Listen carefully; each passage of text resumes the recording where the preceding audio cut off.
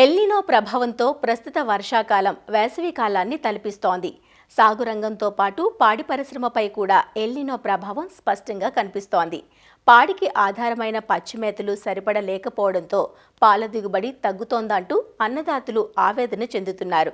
ప్రస్తుత బెట్ట పరిస్థితుల్లో పశుగ్రాసాలను పెంచుకునేందుకు ఉన్న అవకాశాలు, పాల దిగుబడి తగ్గకుండా చేపట్టాల్సిన ప్రత్యామ్నాయ విధానాలు, పశు సంపదను కాపాడుకునేందుకు పోషకులు పాటించాల్సిన ముందస్తు ప్రణాళికలు వంటి సూచనలు అందిస్తున్న ప్రకాశం జిల్లా పశుసంవర్ధక శాఖ జాయింట్ డైరెక్టర్ వెంకటేశ్వరరావుతో మా ప్రతినిధి రామకృష్ణ ముఖాముఖి ఇప్పుడు చూద్దాం. ఎల్నినో ప్రభావంతో వర్షపు చినుకు జాడ కనిపించడం లేదు. ప్రకాశం జిల్లాలో ఎండలు మండిపోతున్నాయి. భూమి వేడెక్కడంతో పాటు రోజు రోజుకి భూగర్భ జలాలు తగ్గిపోతున్నాయి. తొలకరి చినుకులు పడాల్సిన పరిస్థితుల్లో ఇప్పుడు వర్షం కురవకపోవడంతోనే ఈ పచ్చగడ్డి అంతా కూడా ఎక్కడ కనిపించిన పరిస్థితి. జీవాలు కూడా పశువులు ఏవైతున్నాయో ఆ పచ్చగడ్డిని తినడానికి కూడా అవకాశం లేకుండా పోయింది. అయితే ఈ పచ్చగడ్డికి ప్రత్యామ్నాయంగా ఏం తీసుకోవాలి, అలాగే పశువులు దానికి కావాల్సిన మేతని ఏ విధంగా రైతులు అలాగే పశువుల్ని కాపరులు ఎలా చేయాలి అనే అంశాలను అయితే మనతో మాట్లాడడానికి ప్రకాశం జిల్లా పశుసంవర్ధక శాఖ జాయింట్ డైరెక్టర్ వెంకటేశ్వరరావు ఉన్నారు. ఒకసారి మాట్లాడదాం. సార్, ఈ ఎల్నినో ప్రభావం ఇప్పటికే అన్ని రంగాలపైన పడింది, అలాగే పశువులు మేతకు కూడా ఇబ్బంది పడుతూ ఉన్నాయి. దానికి అనుగుణంగా రైతులు ఏం చేయాలంటారు? యాక్చువల్గా ఈ వర్షాకాలం ఎంటర్ అయినా కానీ ఎండలు అయితే తగ్గలేదు. గవర్నమెంట్ కూడా వాళ్ళు ఏం చెప్తున్నారంటే ఎల్నినో ప్రభావం వలన అధిక ఉష్ణోగ్రతతో కలిగిన ఎండలు ఇంకా 3 నెలల పాటు ఉండొచ్చు అని అంటున్నారు. అంటే ఆగస్టు, సెప్టెంబర్, అక్టోబర్ వరకు మన దగ్గర ఉండే పాడి పశువులకి పాలు దిగుబడి తగ్గకుండా ఉండాలి, పునరుత్పత్తి తగ్గకుండా ఉండాలి, తర్వాత వాటికి మేపులో కూడా తగు జాగ్రత్తలు తీసుకోవాలి. ఈ 3 విషయాలు పాటించే వాటిని శ్రద్ధ తీసుకోవాలంటే మీకు చిన్న సూచనలు చెప్తాను. మన దగ్గర ఉన్నటువంటి అందుబాటులో ఎండుగడ్డిని కానీ జొన్న చొప్పను కానీ చిన్న చిన్న ముక్కలుగా కట్ చేసి మినిమంగా వాడుకుంటూ వేస్టేజ్ తగ్గించి పశువులకు అన్నిటికీ వాడుకుంటే బాగుంటుందని చెప్పి ఈ సందర్భంగా రైతు సోదరులకు తెలియజేస్తున్నాను. అట్లనే పచ్చిమేత కూడా కట్ చేసి చిన్న చిన్న ముక్కలు చేసి వాటిని వాడుకోవటం వలన వృధా లేకుండా ఉంటుంది. తర్వాత రైతు సోదరులు ఇంకొక విజ్ఞప్తి ఏమిటంటే పశువుల్ని వీలైనంత వరకు నీడలో ఉన్న ప్రదేశాల్లో కట్టుకోవటం వలన వేడి తట్టుకొని, అంటే చెట్ల కింద కానీ తర్వాత వాటి చుట్టుపక్కల పాకల్లో కూడా గోనె సంచులు కానీ కట్టుకొని నీళ్లు తడపడం వలన అధిక ఉష్ణోగ్రత నుంచి పశువుల్ని కాపాడుకోవచ్చు.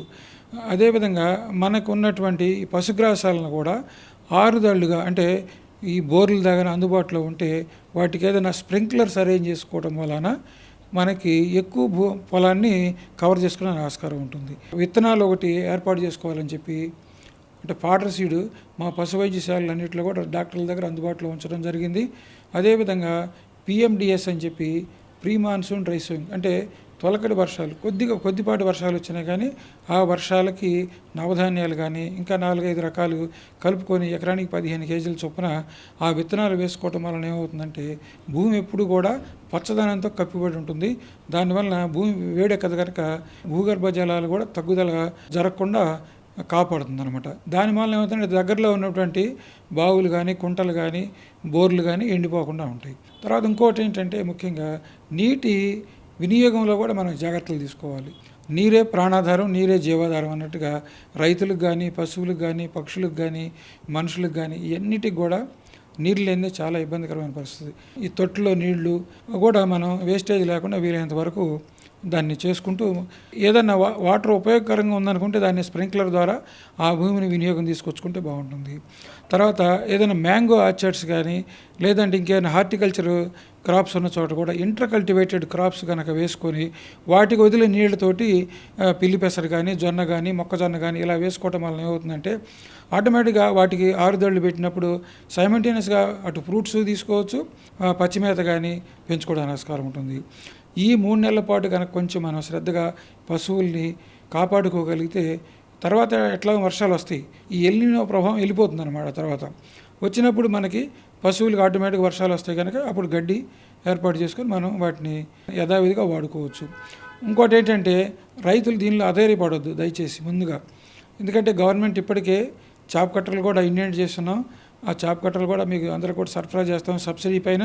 అట్లనే విత్తనాలు, దానా కూడా ఇవన్నీ కూడా ఏర్పాటు చేస్తున్నాం. ఇప్పటి వరకు మనం 120 డేస్ యాక్షన్ ప్లాన్ ప్రకారం అయితే ఏ మండలంలో కూడా డెఫిసిట్ అంటే ఫాడర్ కొరత లేదన్నట్టుగానే మనకి సమాచారం ఉంది. ఒకవేళ ఏదైనా కొరత ఏర్పడే పరిస్థితులు కనుక వస్తే ఆ దగ్గరలో ఉన్నటువంటి అందుబాటులో ఉన్న మండలాల నుంచి కానీ లేదంటే మండలంలో దగ్గరలో ఉన్నటువంటి గ్రామాలకు కూడా మనం ఏర్పాటు చేసుకుంటే ఒకరికొకళ్ళు అందుబాటులో ఉంటుంది. న్యాచురల్ ఫార్మింగ్ వాళ్ళని కాంటాక్ట్ చేస్తే వాళ్ళు ఏమంటున్నారంటే మేము PMDS ద్వారా కొన్ని చోట్ల ఫార్మర్స్తో అగ్రిమెంట్ ఏర్పాటు చేసుకొని ఆల్రెడీ 45 రోజుల పాటు పెంచినటువంటి పంట ఉందండి, అది పశువులకు వినియోగించుకోవచ్చు. అయితే వాళ్ళు ఏమంటారంటే బైబ్యాక్ సిస్టమ్ అంటున్నారు. అంటే ఎకరానికి ఆ రైతుకి ఎంత అని ఇచ్చి ఆ పంటని కోసుకోవచ్చు, లేదంటే పశువులనైనా మేపుకోవచ్చు అని అంటున్నారు. ఇప్పుడు రైతు సోదరులకు కూడా ఇంకొక చిన్న విన్నపం ఏంటంటే డిపార్ట్మెంట్ వారు ఈ SSS అని చెప్పి అంటే ఆడదూడల ఉత్పత్తి పథకం కంప్లీట్గా దానివల్ల మనకేమవుతుందంటే ఈ 150 రూపాయలతో ఒక సెమన్ డోస్ చేయటం వలన ఆడదూడలే వస్తాయి, వీలైనంత వరకు మగదోళ్ళు రావు అనమాట. అంటే 99 ఆడదోళ్ళు వస్తే ఒకటో రెండో మగదోళ్ళు వచ్చేదానికి ఆస్కారం ఉంది. కనుక అంటే మనకి పశు సంపదని వీలైనంత వరకు పెంచాలంటే ఇది ఒక మార్గంగా భావించి గవర్నమెంట్ వారు ఆలోచన చేస్తున్నారు. ఆ శమను అన్ని గ్రామాల్లో కూడా అందుబాటులో ఉంచడం జరిగింది.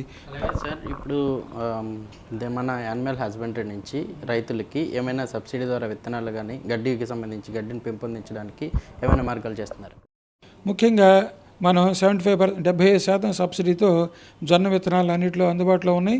ఇప్పటికే 161 మెట్రిక్ టన్నులు కూడా అన్ని గ్రామాలకి అలాట్ చేస్తున్నాం.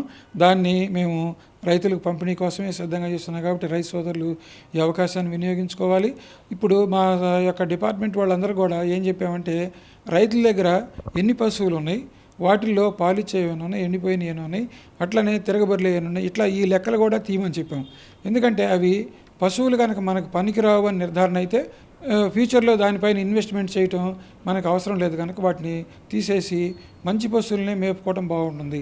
అంటే దాన్ని యానిమల్ సెంట్రిక్ అప్రోచ్ అనే దాని ద్వారా CEO APLA వారు కూడా దీనిపైన సలహా ఇచ్చున్నారు. దానికి ఒక బుక్స్ కూడా ఏర్పాటు చేసి డిస్ట్రిబ్యూట్ చేసి గ్రామాల్లో కూడా డిస్ట్రిబ్యూట్ చేయడం జరిగింది. అదేవిధంగా ఇప్పటికి పాల ఉత్పత్తిలో పాలు శాతం తగ్గిపోతుందని చెప్పి రైతుల నుంచి వస్తున్న అభిప్రాయం. ఆ శాతాన్ని నిలబెట్టుకోవడానికి అలాగే పెంపొందించడానికి మీరు ఇచ్చే సలహా ఏంటి రైతులకి? ఇప్పుడు మనకి పాల దిగుబడి తగ్గకుండా ఉండాలంటే అండి మన దగ్గర ఉన్నటువంటి పచ్చిగడ్డి కానీ ఎండుగడ్డి కానీ దానా కానీ వాటికి తగు పాలలు ఇవ్వాలి. తర్వాత ఇంకోటి ఏంటంటే మన షెడ్ల చుట్టూ కూడా పచ్చని చెట్లు ఏమన్నా మనం పెంచుకున్నట్టు బాగుండేది. సరే ఇప్పుడు చెట్లు పెంచడం అనేది సాధ్యం కాదు కనుక గన్నీ బ్యాగ్స్ కానీ వేసి నీళ్లు చల్లుతూ ఉంటే కొట్టాల చుట్టూలు కూడా ఆటోమేటిక్గా రేకుల షెడ్లో ఉన్న పశువులు కూడా వాటిపైన ఈ యొక్క గన్నీస్ వేసేసి నీళ్లు చల్లుతూ ఉంటే ఆ వేడి తగ్గుతూ ఉంటుంది. దానివల్ల పాల ఉత్పత్తి కూడా తగ్గకుండా ఉంటుంది. అదేవిధంగా ఇప్పుడు బయటకు వెళ్ళే సమయంలో పశువులు మేత కోసం వెళ్ళేటప్పుడు అక్కడ మేత దొరకట్లేదు. అదేవిధంగా కుంటల్లో కానీ చెరువుల్లో కానీ నీటి శాతం కూడా తగ్గిపోతుంది. దాని ప్రభావం ఎల్నినో ప్రభావం ఎండ తీవ్రతని కూడా పశువులపైన పడుతుంది. అవి కొంత ఈ బరువు తగ్గిపోవడం కావచ్చు, అలాగే ఎండ తీవ్రతనికి కొంత అనారోగ్యం పాలవుతున్న పరిస్థితి. వాటికి ఏం చేయాలంటే అందువల్లనే గౌరవ కలెక్టర్ గారు కూడా దీనికి గత 3 నెలల నుంచి కూడా మనకి ఎల్నినో ప్రభావం రాబోతుందని చెప్పి అంటే ఆల్మోస్ట్ ఏప్రిల్ నుంచి కూడా వారు మనకి సూచనలు ఇస్తున్నారు. ఏమిటంటే అవి ఉదయం పూట 10 గంటల వరకు పొలంలో తిప్పుకొని అట్లనే సాయంత్రం పూట మళ్ళీ 4 తర్వాతనే పశువులు మేపుకునే విధంగా రైతు సోదరులు కూడా అందరూ కూడా తెలియజేయడం జరిగింది. ఎందుకంటే ఎండ ఎక్కువగా ఉన్నప్పుడు పశువులు ఎంత ఎండలో తిరిగితే అంత నష్టమే చేకూరుతుంది. పాలు తగ్గిపోతాయి, బరువు తగ్గిపోతాయి, మనకి సాయంత్రానికి నీరసించిపోయేదానికి కూడా ఆస్కారం ఉంటుంది. కాబట్టి వీలైనంత వరకు 10 నుంచి 4 వరకు కూడా చల్లని నీడ ప్రదేశంలో పెట్టి చల్లని నీళ్లు అందుబాటులో ఉంచాలని చెప్పి రైతు సోదరులందరూ కూడా దాన్ని పాటించారు. అదేవిధంగా ఈ పచ్చగడ్డికి బదులుగా ఈ మార్కెట్లో దొరికే ఈ తవుడు కానీ దానికి ప్రత్యామ్నాయంగా ఇంకేమైనా చేయాలంటారు పాల ఉత్పత్తి పెరగడానికి? అంటే ఇప్పుడు పచ్చిగడ్డికి మనకి ఇమీడియట్గా అందుబాటులో సైలేజ్ అనేది ఒకటి ఉంటుందండి. సైలేజ్ కొన్ని చోట్ల కొన్ని పాయింట్స్ ఐడెంటిఫై చేశాను. హైదరాబాద్ కార్న్టెక్స్ వాళ్ళు కూడా ఇస్తూ ఉంటున్నారు డోర్ స్టెప్కి. అట్లనే ఇక్కడ దర్శి దగ్గర కూడా ఒక ఆయన ఈ సైలేజీ మేము ఇప్పుడు అమ్మటానికి సిద్ధంగా ఉందన్నారు. అయితే ఏంటంటే ఇక ప్రభుత్వం వాళ్ళు దీంట్లో ఎలాంటి నిర్ణయం తీసుకోలేదు. ఎక్స్ట్రీమ్గా ఏదైనా ఏర్పడినప్పుడు డెఫినెట్గా సబ్సిడీ పైన ఏర్పాటు చేస్తారేమో వాళ్ళకి మేము తెలియపరుస్తాం అనమాట. ఇప్పుడు పలానా గ్రామాల్లో దీనిలో హై రిస్క్లో ఉన్నాయి, లో రిస్క్లో ఉన్నాయి, మోడరేట్ రిస్క్ అంటే 3 రకాలుగా విభజన చేసుకొని ఆ రిస్కులు బట్టి హై రిస్క్ వాటికి ముఖ్యంగా ప్రాధాన్యత ఇస్తాం. దాన్ని మనం గవర్నమెంట్ వారికి తెలియపరిచి దానికి ఎలాంటి సపోర్ట్ ఇస్తే అక్కడ పశువులకి నీళ్లు, మేత అన్నీ కూడా బాగుంటుందని చెప్పి. అట్లానే నెక్స్ట్ లో రిస్క్లో ఉన్న వాటిని కూడా మనం జాగ్రత్త తీసుకోవాలి. ఏ టైంలో అయినా కానీ మరలా అవి హై రిస్క్లోకి వచ్చేదానికి ఆస్కారం ఉందనుకో. ఈ రెండింటిని కూడా బ్యాలెన్స్ చేసుకోకపోతే ఫ్యూచర్లో చాలా ఇబ్బంది అవుతుంది. రైతు సోదరులు దీన్ని గమనించాలి. దాన్ని ఆల్రెడీ మేము మా యొక్క స్టాఫ్కి డౌన్ ద లెవెల్ హై రిస్క్లో ఏ మండలాలు ఉన్నాయి, లో రిస్క్ ఏ మండలాలు ఉన్నాయి కూడా తెలియపరచడం జరిగింది.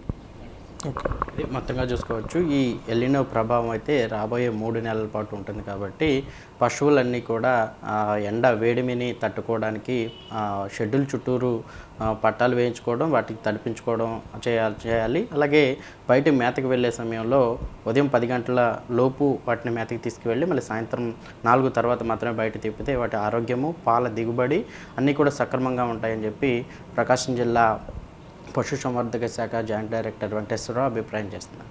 కెమెరామెన్ శ్రీనివాస్తో రామకృష్ణ, ఈటీవీ న్యూస్, ఉమ్మడి ప్రకాశం జిల్లా.